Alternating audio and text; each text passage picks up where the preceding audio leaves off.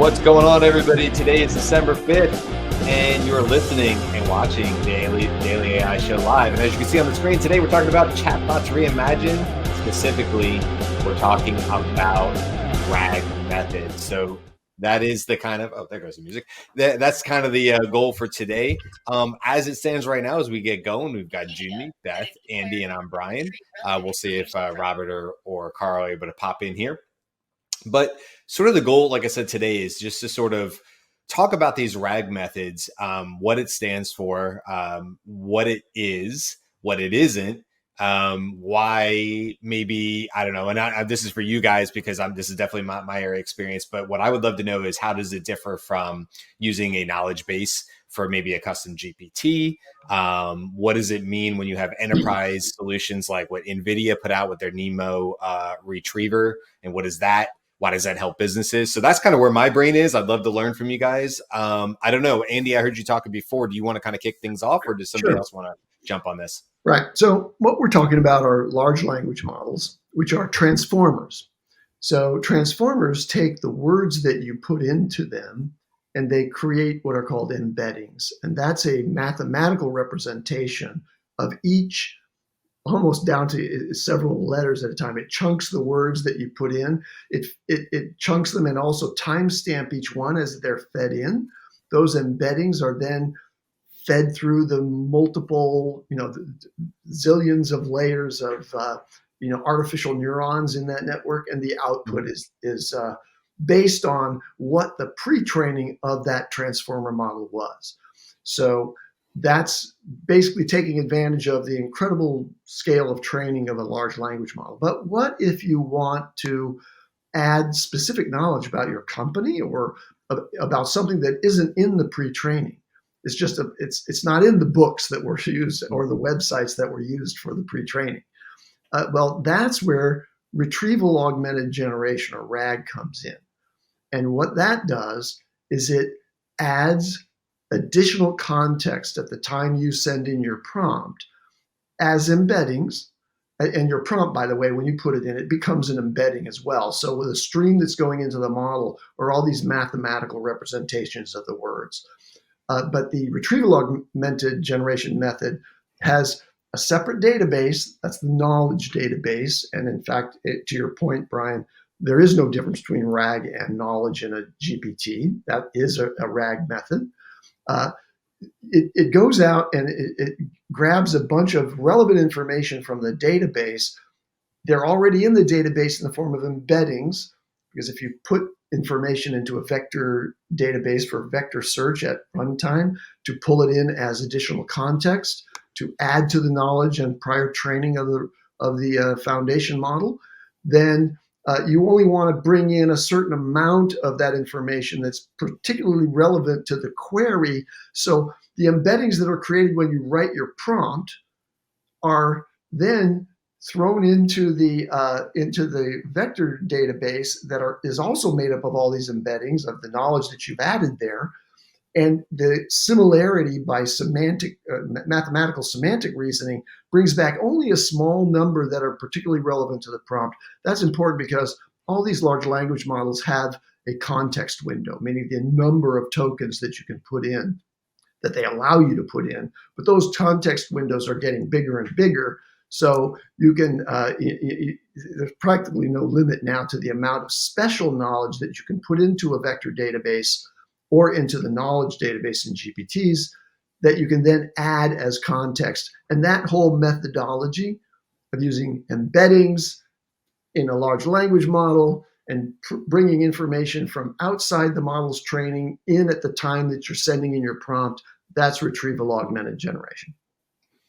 Okay, so that was excellent. Thank you. So my first follow-up question to anybody on this is, it sounds like you said that the database, if you will, whatever the RAG is going to, the database, that is in fact vectorized. Is that correct? That's right. Okay. So, and this is something I don't know. Purposes. One is it's easy to calculate semantic similarity using vectors, sure, right?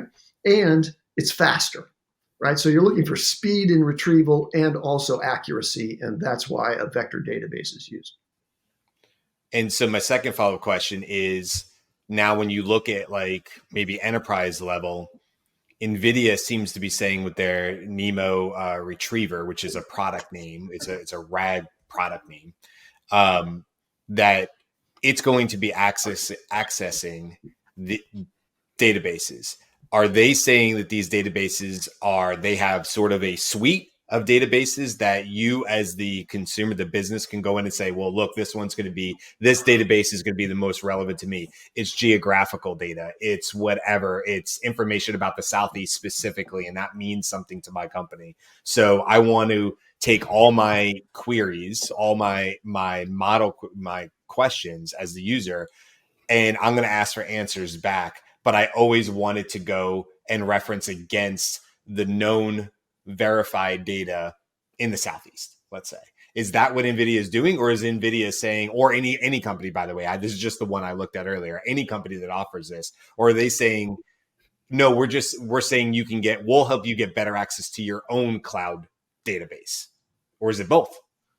Yeah, I don't know what NVIDIA is doing. I haven't read about that, but what I think they're saying is they will take all of your corporate data, they'll feed it into a vector database, and then you'll be able to pull them out. And you can have separate vector databases, right? So you can have metadata, which says, okay, if I classify this query as having to do with geographic locations, and it's a question about that, I'm going to tag that as being a geo search, and then I'm going to go to the geo database, right? Which that's a simple example, but that would be the way that you would use multiple databases that are separate and specialized. And that's maybe an artifact of the way data is held in relational databases today in enterprise. Yeah, I think to just highlight what problem that NVIDIA is addressing with this new service is one of the drawbacks or the slower parts of RAG is retrieving that information. So NVIDIA's service is all about speeding up the information retrieval process. And that's one of the steps you can do to just improve the output and experience of using a RAG system. So I think that's their main application there. And of course, this is the path that they've been going on for a while, is providing, the shovels and pickaxes to the larger AI development environment. Yeah. Karl, give us a graph. Yeah. So I wanted to share, just to give our audience a visualization of what this actually looks like. So, second.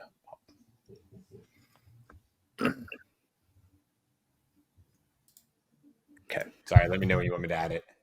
Got it. Yeah. Okay. So what Andy is talking about is the vector store, right? So, and the vector store could be anything. Could be Chroma, could be Pinecone. I think Amazon has Kendra. That's why I'm always curious, what is the vector store for various companies? What do they use? Because if you look at the steps here, a person asks a question, then the chatbot would also have what is the chat history. Then it would also look at what is the, what's the large language model that you're using. And then essentially there's two paths here. One is the question itself, which then it would search against the vector store. So let's stop there. Essentially, let's say you have documents, PDF documents. It would be chunked. So it can't feed the entire document. It's not like a regular database where you just put docs in. It has to actually split all the unstructured data and structured data. It splits them apart. It's to these chunks. How they split it apart depends, but most of the time it's just randomly split it apart. And then it turns it into embeddings. which are numbers, numerical representations of words. So, for example, the word dog would be numerically closer to the word pet than the word alligator or crocodile, which would be actually still numerically closer to the word pet than, I don't know, a dragon. Just go down that line. So, and so when a question is asked, it reviews what is in the question, what words are in the question, and then tries to compare it against the database, against all the embeddings. And then from there, connects back and then gets your questions answered, right? And then goes through, the large language model again, and then outputs your answer. It's a very, brief overview of how this works every single time you put in a question. So when a hybrid model, would you call that a hybrid model when you're using a RAG? Because it's not just going down one path. It's in fact, the language model is saying, well, the truest answer, the most correct answer for the end user could be a combination of pieces and parts of what's Correct. stored in vector in the database for the company, as well as, GPT-4 being GPT-4 and having a trillions and trillions of parameters, language model as well. There's two things on that. The first one is, yes, depending on what is the, I guess you can call it base prompt, you can call it instructions for the actual chatbot. So if the instructions is, you will not answer any questions outside the vector store, if the chatbot is actually like created well, then it won't use its pre-trained data. It will just only use vector store data. And that would be a temperature of like 0, basically. 0 yeah. with the no instruction, creativity. Nothing, no creativity, don't answer anything outside of that. But then you could also open the chatbot up and allow it to pull from its pre-trained data at the same time. But that actually connects to number 2.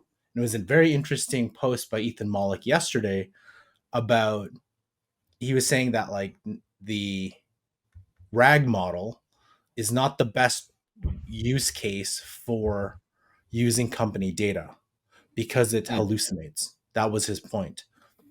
I would disagree to a point if the only thing you use AI is to use it for RAG. To me, that doesn't make any sense. That yes, it will hallucinate depending on how you base prompt it, depending on what information you provide it, all these things, all these different factors. But there's so many other potential AI uses beyond RAG, and RAG is always improving. What's interesting, Andy, when and Brian, when you're talking about what NVIDIA was talking about, is are they like if you pull up the graph again, Sure. if you each vector store, you can put a namespace. So the namespace would be like 2021, 2020, whatever, and essentially it buckets the information. So if I asked a question against 2021, then it would pull from 2021. And you can name it anything you want. But it's interesting. Are you talking about multiple vector stores then that it would be pulling from? Is that, I don't know. Like that's more of a hypothetical question for NVIDIA. Are they talking about multiple things that they can start pulling from in addition to its pre-trained data, which would be fascinating? Or are they just talking about a bunch of namespaces inside the vector store? So here's one would be China, one would be the United States, one would be, I don't know, Brazil, one would be Japan, whatever that is. Or, which would make it crazy, multiple vector stores connected to the same. But I have a feeling that would require probably some sort of compute power, which then I would imagine you'd probably need GPUs for it, which then I would imagine, great job, NVIDIA. Mm-hmm. So is this, okay, let's compare and contrast against fine tuning. RAG, compare and contrast to fine tuning. When would a business, let's just say like mid-market, let's not maybe go enterprise, but when would a business maybe lean towards a RAG method versus, or methodology or use case versus attempting to fine tune? Is RAG the easier and the first place to start, most likely, as well as like good prompting? Yes, Yeah. absolutely. It's significantly more difficult technically to do fine tuning. Hmm. It requires some AI engineers in your staff to do that. Now, there's probably some tools out there that'll help you do that in a rudimentary way, but the RAG systems that are out there, like the chatbots that are in use broadly by people in the AI exchange, for example, Chatbase, Retune, Dante, etc., Vellum, those are all RAG systems. Nobody's trying to tune the models. Now, there are efficient ways to fine tune a model, which is basically instead of trying to retrain by adding weights to the original foundation model, which, by the way, you don't have access to when you're working with OpenAI or Claude or anything else. They're not letting you touch the weights in their models. But there are methods where you can take an open source model. This gets to the point about the complexity. Now you've got to mount your own open source model, and then you're going to use a ranking system called LoRa, probably, in order to create a new layer on top of that model that you provide training to, which reduces the overall compute cost necessary to do full retraining of a foundation model. You can retrain a model, but that can be, if you put even like 5 billion parameters into it, that can cost you 100 grand. So you're not wanting to do that. Whereas you use the RAG method and it's free. Well, except for the cost of the people who are doing it. Right. Yeah, no, that's a real good point. I think that's the number one point, that when people are comparing the two, it's definitely the price for implementation of RAG versus fine tuning. I think the other consideration is how specific you're trying to get that model. Right? The more specific the task, if you want to build specific models for specific tasks or specific information or whatnot, that then you get closer to the reasons to spend the money on the fine tuning, versus just let's see what we can do now and staying with the RAG method. So think about it as RAG will let you bring in additional knowledge like facts, figures, examples, etc., into a small context window, but it does it efficiently by using this semantic vector search. Brings in only the relevant stuff, relevant to the query, that is.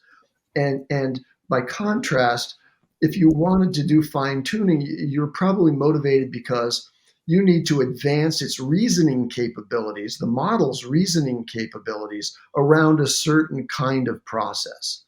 So there's logic that we know, and there's rules, and what the fine tuning process would do would be give a whole bunch of marked up examples to the training process, running these through GPUs at high expense to change the weights in a model so that it has some experience with the kind of logic in the tasks that you have that are specific in your enterprise. So that's just expensive. It's a big load. It's a heavy burden to do that. So probably most people listening to this are not going to be thinking about fine tuning. So that sounds like something. Oh, sorry, Beth. Go ahead. So I'm just wondering how web search comes into this, because web search is obviously going out and retrieving information. Is there a just-in-time RAG, right? Does it like quickly convert it to numbers and assess it in that moment and then add it to the knowledge? And both ChatGPT with web browsing and Perplexity basically do retrieval augmented generation, where the web search is the retrieval. So it's going out, and instead of going to a vector database, they have really fast computing with crawlers that are really, really speedy. Perplexity does, and so does ChatGPT. And they bring back this new set of embeddings to load into the context window, but they can't go beyond the context window, right? So they're compressing it down to the things that they think are most relevant, and that's the value of really good crawler search technology. It's going to bring back the things that are relevant. Yeah. So when you see that little analyzing, Yeah. it's basically singing a little embedding and converting song to itself. Well, remember, and then even it's your coming out. prompts are being changed into embeddings, Right. right? Right. That's true. It's all the same pipeline. And when your final delivery of knowledge and prompt go in, it's just a stream of embeddings. And I think Okay. like when a tool like a custom AI chatbot, not the, I think this is where the difference between a GPT at the moment and a custom AI chatbot is custom AI chatbots can train on web pages where it actually goes to the web page. Before even a question is asked, you can train on multiple pages and they would turn those into embeddings. I think that there's two different functions. One is turn those into embeddings, and the other one is actually do it in real time. So previously, custom AI chatbots can't do that in real time, while GPTs can. They can actually do the search while you're, doing the search. So it's a fascinating thing. But actually, just going back to fine tuning and RAG, the one thing I did find is you could do a poor person version of fine tuning depending on the use case. And here's an example. I wanted to create normally you would fine tune this use case because it's like, hey, I want the output of the model to ensure whenever we ask it a question about, creating paid media ads, it would create paid, like the type of responses that we would normally have fine-tuned it on, like 100 question and answers, and these are the type of answers. This is what we want to find. But what you could do is actually in your RAG, it has to do the instruction. You can instruct it to using the information in the, in the knowledge base. I want you to output it exactly like, use the voice, tone, blah, whatever it is, writing style XXX, more of that, like whatever's inside it. And what we found is once we did that, the output is actually really, really good. So we're not retrieving data. We're using it as the, and the instruction is, if you're asked anything other than paid media ads, do not answer. So we've instructed it not to retrieve data, I guess to kind of read data and ensure that the output of what we're trying to do matches what's in the database. So you could say that is a poor version of fine tuning. And, we A/B tested it. It did really well. So there are ways to, I think, use RAG beyond just data retrieval, which I think GPTs opens the door significantly than traditional. It's funny when I say traditional, but it's not. It's only been less than a year. Yeah, it's long tradition. Custom AI chatbots versus GPTs.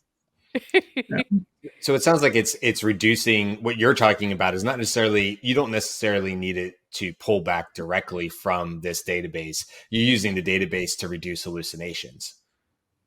But the task I'm doing is write paid media copy. I don't need it to retrieve specific information that has to be accurate. I need it to be creative based on, right? So it's a different use. So there is no, I don't need it to pull any type of data. So it can hallucinate all at once. I want it to be creative, but it's different. Yeah. So because accuracy is not your main goal. Accuracy not. And one last point here too is from when you compare a GPT to a traditional RAG model, you cannot ask the RAG against its own knowledge source. So if you actually type in execute like this page, or like ask it about, because remember it chunks it all. So Right. you can't ask you can ask, hey, on page 36, what is the word? It'll bring it all back. But if you ask specifically about knowledge sources or take that one step further, execute against the knowledge source. So like execute document 3. You can't do that with a traditional RAG. You can with the GPT, which opens so many other doors, whether execute code, execute prompts. Like that is really cool to be able to pick and choose, because there was a use case that I saw yesterday. It was like, oh, I want to create prompts for different languages and enable the person to do that. It's like, oh, in your GPT, just add however each document you upload, add a prompt for different, for each country. Then the user can be like, execute China prompt. Right. That would go. I think you can't do that with the traditional RAG. That's an important point, Karl. You're making a distinction between what the packaged RAG systems like Chatbase and Retune do, which is they provide an easy interface to upload documents, but when they put those documents in, they don't put them in as named documents that can be specifically referenced.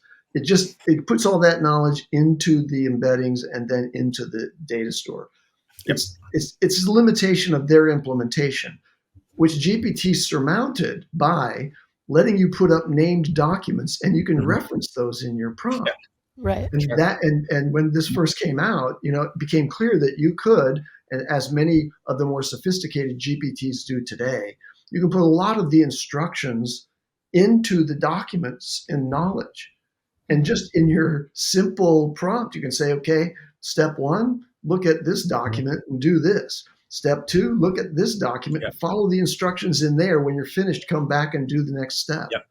And I think that's, as we're sort of getting to the end here, I think one of the things I wanted to at least bring up is just the importance of having clean data. It's something I know I've brought up, many times, but, whether it's a, paid database or whether it's a database that your company creates itself or already had, despite vectoring and chunking on all of that, it's not necessarily going to do a fantastic job if your data is unstructured. And I can tell you a simple version of this that I ran into, where the PDFs that this chatbot was referencing did not have simple top-down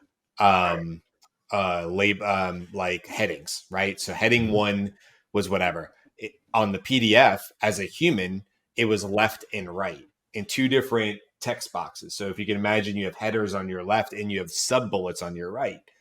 Well, I haven't, at least up until this point, found a system that will read that correctly. Now, one workaround was to actually convert those PDFs into HTML, and that started, when you look at the HTML in like a Google tab, that started to align things correctly. But never mind that use case. That just happens to be one of my use cases. You could say this for anything, I think, is just that you do have to look. It's not just as easy as take whatever you have and throw it in there, and the magic vector pinecone is going to handle all of it miraculously, chunk it correctly, and put everything where it needs to do and make its mathematical triangulations as to where in a 3D model these words are most closely related, like dog and pet, or whatever the case may be, or alligator and pet, right? So I think it's just worth mentioning as sort of maybe towards the end here, and get your guys' opinion on it. But you do have to be careful. It's not a magic wand. You do have to really work. And I think companies, and there's obviously lots of companies who sell data.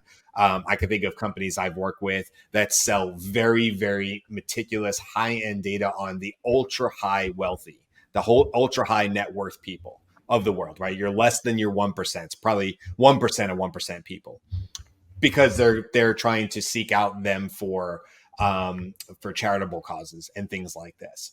That data set is highly, highly curated and detailed. And it's like, that's what that company does, is make sure that data set is as good as it possibly can. There's a giant difference between connecting to a data set like that if you are a nonprofit, as opposed to maybe connecting to something you could, pull off the internet or whatever the case may be. So anyway, just worth mentioning, I think, that there's value in people who curate and manage and consistently prune and clean really, really good data sets. And that, I think, is going to continue to be a massive market as you have these, what appears to be these RAG methods of, hey, I need that data to be absolutely perfect so that when I use this method, I know that my answers are not hallucinating or not giving back erroneous information. I don't know. Is that how you guys see it as well? I'm just sort of where my brain is with this right now.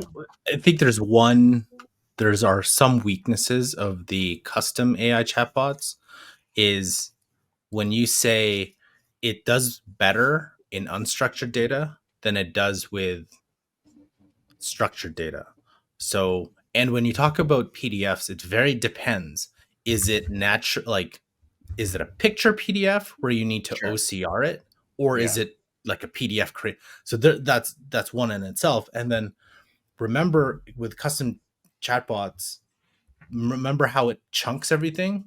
So if you take like a spreadsheet and chunk that, and you want it to answer in a specific way, you actually have to find a way to either ask the question or put some sort of process in place so it retrieves the data in order, not as so it's easy to say, oh, in cell number 4, like it'll find the specific, but if you want to analyze it on the whole, it'll hallucinate like crazy. It doesn't matter what the instructions are.